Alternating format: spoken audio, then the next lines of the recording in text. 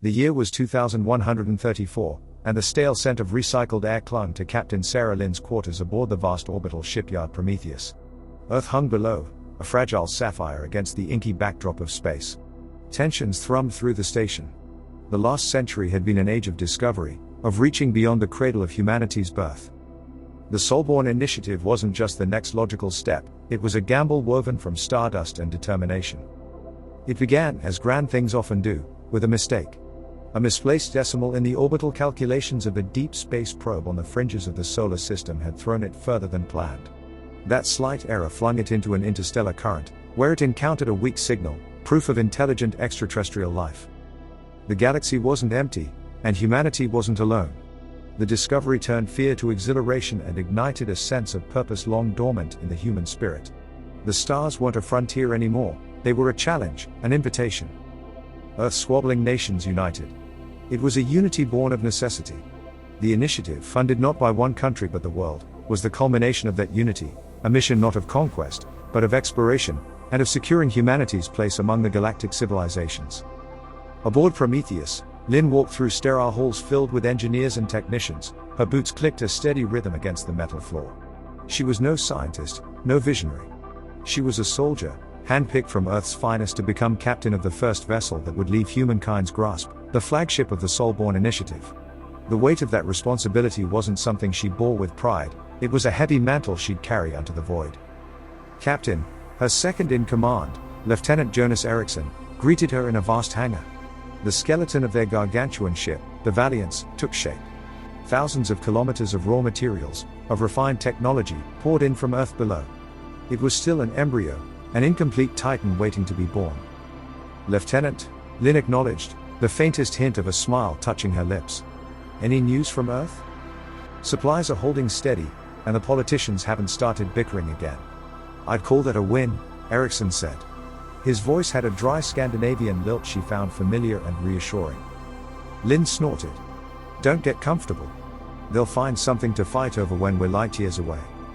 She stepped onto a rickety walkway alongside Eriksson and peered down. Dozens of workers in bulky envirosuits swarmed over the burgeoning hull, the hiss of welding torches echoing through the chamber. 3 years we've been at this, still feels like a fever dream. Well, Command seems to think you're the best person to have when the fever spikes, Eriksson quipped, looking up at her with a teasing smile. Lynn barked out a short laugh. That, or the most expendable. The Valiance wasn't just a spaceship. It was conceived to be a self-sustaining ark large enough to carry thousands, the seeds of a new human colony. But first, they had to find a suitable new world. They had their destination, the source of the signal. An unassuming exoplanet orbiting a dim star far outside the comfortable boundaries of known space. No promises of lush jungles or oceans, just an enigmatic beacon. Are the Pathfinder probes ready? Lynn asked. Eriksson checked a datapad. First wave launches within the month. Once we get that signal back, it's go time. The probes were the initiative's eyes and ears, small, unmanned craft loaded with sensors and advanced AI. They dropped them like breadcrumbs ahead of the Valiance's slower journey. Each probe would transmit data back to Prometheus before embarking toward the signal's origin, establishing a chain across the emptiness of interstellar space. Lynn stared at the incomplete Valiance. It has to work, Jonas. We have no other option. The fate of Earth couldn't be squeezed into a plan B, it rested on this desperate throw of the dice. 5 years later, Captain Lynn watched not the Earth, but a pale blue star hanging amidst the star-speckled black. She'd aged, lines etched deeper, the silver in her hair more prominent. But it was the weariness in her eyes that told the story of years spent in the cold cradle of space. Captain, we're receiving the transmission, Eriksson's voice cut through the quiet of the Valiance's bridge. After a delay born of light years, the first Pathfinder probe's signal flickered to life. The bridge staff held their breath as the data streamed in. Images blossomed onto view screens, resolving into a world of harsh browns and grays, Ellis cratered. A dead world, like so many they'd already passed. Damn it, Lynn muttered. The tension in the room ratcheted higher. The second probe's data was little better, a frozen wasteland orbiting a dying star. The third was a gas giant, a swirling tempest of toxic clouds. Each barren world echoed the silence, the emptiness that had become their constant companion. 4 years and 3 dead rocks, Eriksson remarked. His usual humor was a thin veil over growing unease. One by one, Hopes dwindled as the probes winked out, their data a testament to the universe's indifference. This far from Earth, the Soulborn Initiative was a lone candle flame against the eternal darkness. Captain. Chief Engineer Tanaka, a small, sharp-eyed woman, stepped forward. If we adjust course, there's another system the last probe picked up on the edge of its sensor range. It might be a long shot. It's all we got. Lin turned, facing her crew. In their eyes was the stark reflection of her own doubts. We came here to find a future for humanity, and we can't give up now. Adjust the course, maximum burn. The Valiance's engines roared to life, churning the nothingness into stardust. Each passing day chipped away at their dwindling supplies. Each hour brought them closer to an uncertain fate on an unknown shore. 2 weeks of relentless acceleration, and they decelerated towards a system bathed in the ruddy light of a red dwarf. The screens flared with data. The fourth planet, a rocky orb hanging within the star's habitable zone, was their target. Atmospheres thin, but breathable. High nitrogen content. Traces of water vapor, the science officer reported, a flicker of astonishment in his voice. Liquid water? Lin asked, a spark of hope flaring in her. Can't be ruled out. Landers are prepped. An air of tense excitement filled the bridge. After years of lifeless worlds, this one held a promise, a thin thread to cling to. Lin's gaze fell upon Erickson. He was watching her expectantly, not as a subordinate, but as one human to another, both caught in this audacious gamble. Ready the first team, Lieutenant. I'm coming with you. The lander descended like a hawk, a spear of human defiance against the indifferent heavens. They broke through the upper atmosphere, the turbulence shaking the craft. Lin gripped her seat, her knuckles white. For a moment, the red sun was blotted out by thick, swirling clouds, a reminder of the precariousness of their endeavor. Then, they broke through. Below, a vista awaited no artist could ever dream, no poet could justly describe. Oceans stretched toward the horizon, the blue so vibrant it seemed to hurt the eyes after years of cosmic black. Land masses painted in lush shades of green were broken by snaking rivers and gleaming lakes. My God, Erickson whispered beside her. It was more prayer than exclamation. Lin simply stared, her mind unable to comprehend the scene. Earth echoed in this untouched alien tapestry. This was it. This was home. Tanaka, Lin said into the comm, her voice rough with emotion, radio back to the Valiants. Tell them we found paradise. The transmission back to the Valiants took agonizing hours.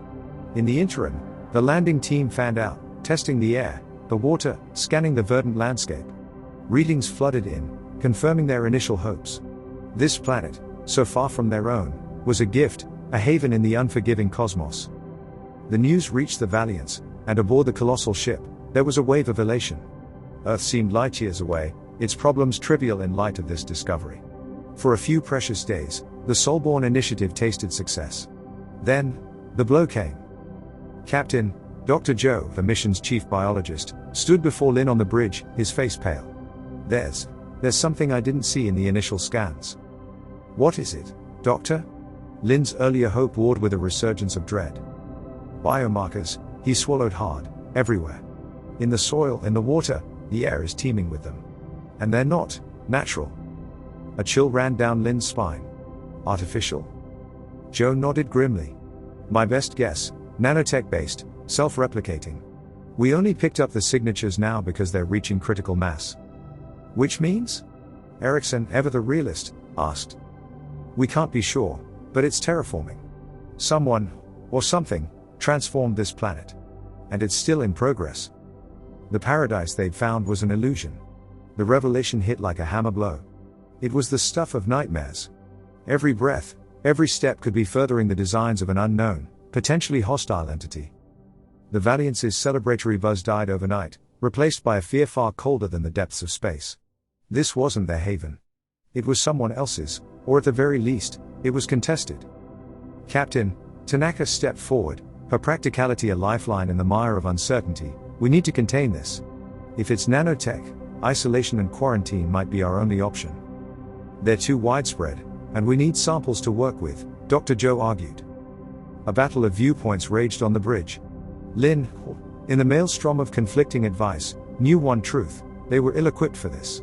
The Soulborn Initiative had been built to find a home, not face an invisible enemy that held the very planet hostage. She made a decision, one that twisted in her gut. Erickson, radio the landing team. Evacuation order. We're pulling back to the ship. Descent had been a testament to hope. Now, their ascent was a retreat. Every meter gain felt like a fresh defeat. As the lander pierced the heavens, leaving behind their tainted Eden, Lynn couldn't shake the feeling of eyes upon them, eyes unseen, yet coldly calculating. Back aboard the Valiants, they locked down the landing teams, quarantining anyone who'd set foot on the planet. Dr. Joe worked tirelessly to analyze the alien agent, but with every test, his fears grew. It's ingenious, he explained to Lynn and Erickson in the ship's lab, hunched over a microscope. Adaptable, incredibly robust. It's overriding the native ecosystems, whatever existed here before is being rewritten. How long until the entire planet is converted?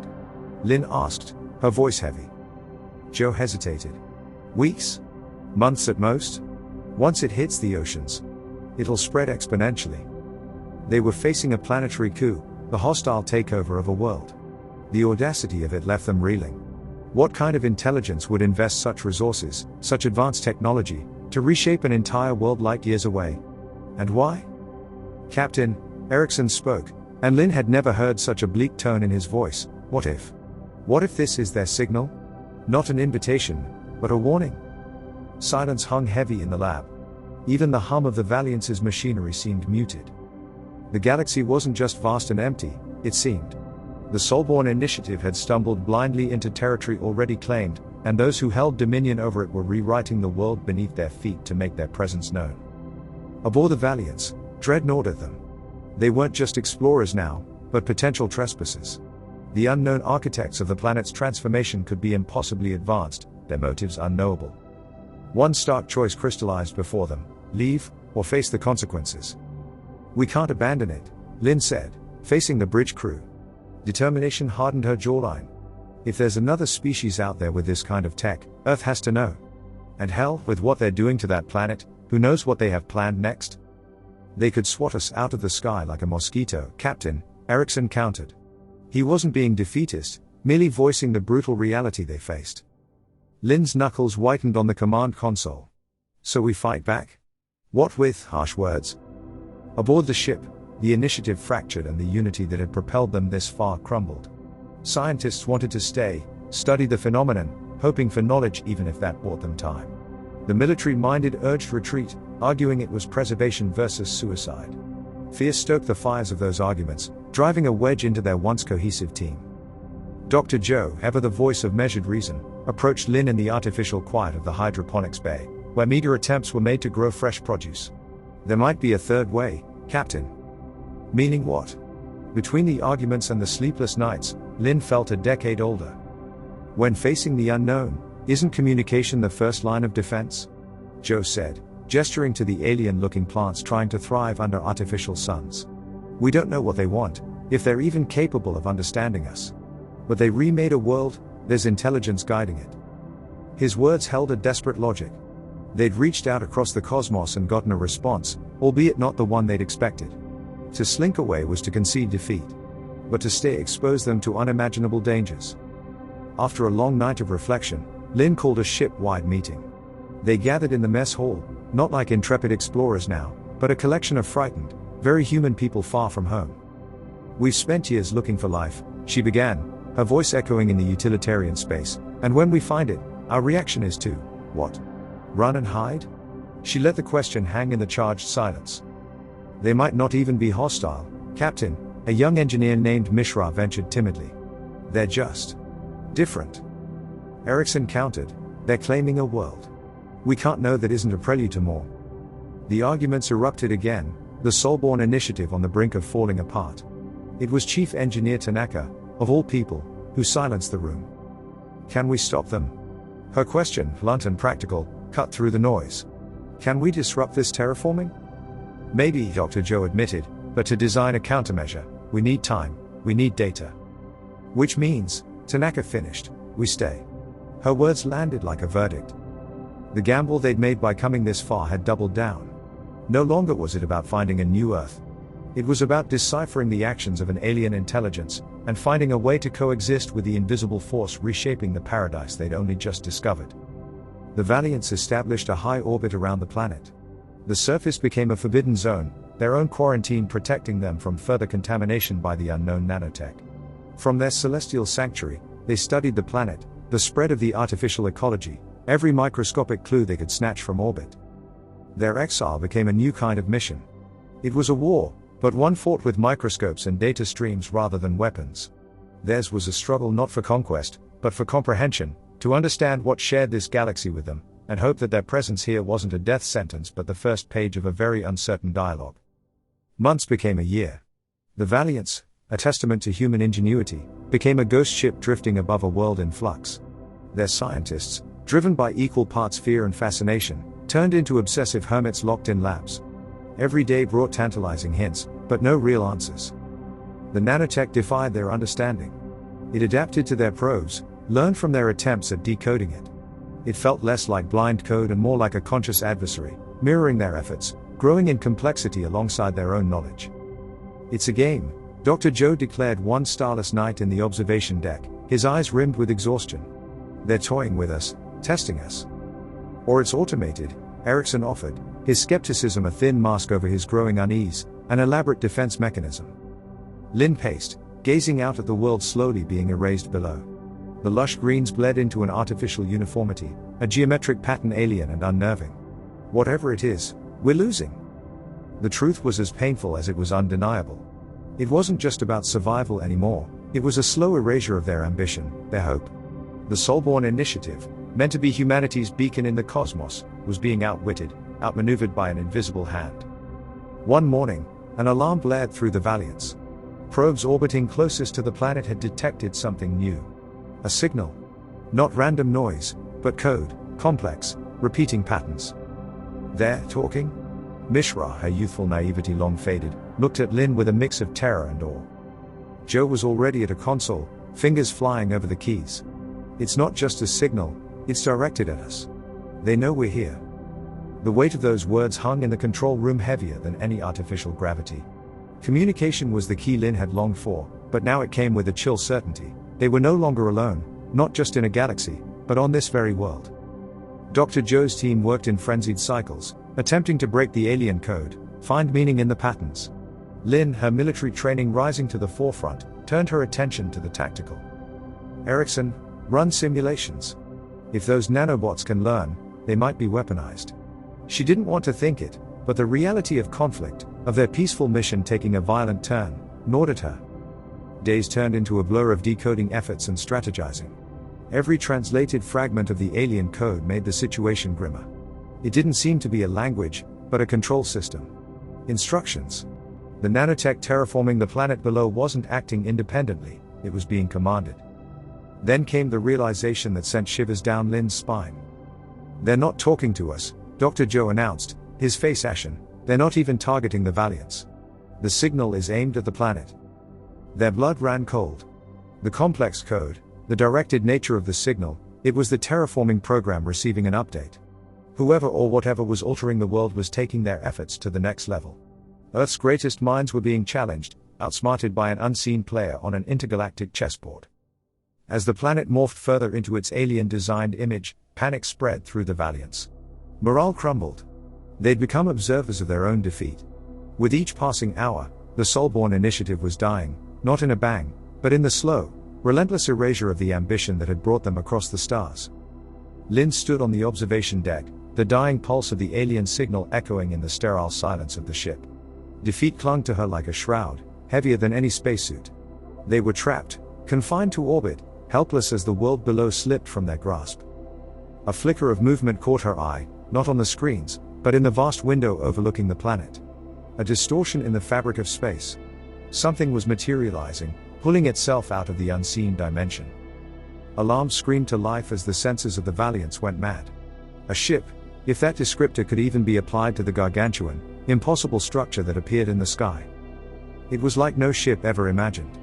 Not sleek metal, but an organism, pulsating with an inner bioluminescence that pierced the darkness of space. It dwarfed the Valiance, a titan compared to an ant. "This is it," Erickson whispered beside her. His voice held a mix of resignation and awe that echoed Lynn's own muddled emotions. They'd stumbled upon something truly immense, something powerful beyond comprehension. From the alien vessel, smaller craft descended, sleek and predatory. The Valiance's meager defenses activated, targeting systems locking on. Resistance seemed futile, a flicker of defiance in the face of overwhelming force. Yet, Lin couldn't bring herself to give the order to fire. It felt wrong, impulsive. This wasn't an invasion, it was a culmination, a climax born of actions beyond their control. "Hold fire," she commanded, her voice surprisingly steady. The ship waited, poised between defiance and oblivion. The sleek craft didn't attack. Instead, they formed a corridor, an honor guard escorting something. Another distortion rippled the fabric of space, and this time, it was a figure, humanoid, yet with a silhouette stretched and warped under the strain of traversing dimensions. The figure descended towards the Valiance, and with each passing meter, the alien presence pressed against the minds of the humans aboard. It wasn't telepathy, but an awareness, an impression of intelligence so vast, it bordered on a psychic invasion. The being alighted on the Valiance's hull, the metal groaning as if under immense pressure. And with the weight of a galaxy upon her shoulders, Lin ordered the airlock cycled. Inside, the being was revealed in its grotesque beauty. It was humanoid, but only vaguely. Its skin shifted, rippling with colors and textures impossible on any earthborn palate. Its eyes were pools of pulsing light, its mouth a lipless slash that whispered soundlessly into the recycled air. Terror mingled with awe. This envoy, this embodiment of an intelligence that spanned light years, was an enigma, a declaration. They were not alone. They were not conquerors in a vacant universe. And as the alien creature extended a multi-jointed hand towards her, an offering or a demand, Lin couldn't tell. A thought pierced through the storm in her mind, chillingly clear: the Soulborn initiative was over. But for humanity, a new, uncertain chapter in the galactic drama was only just beginning.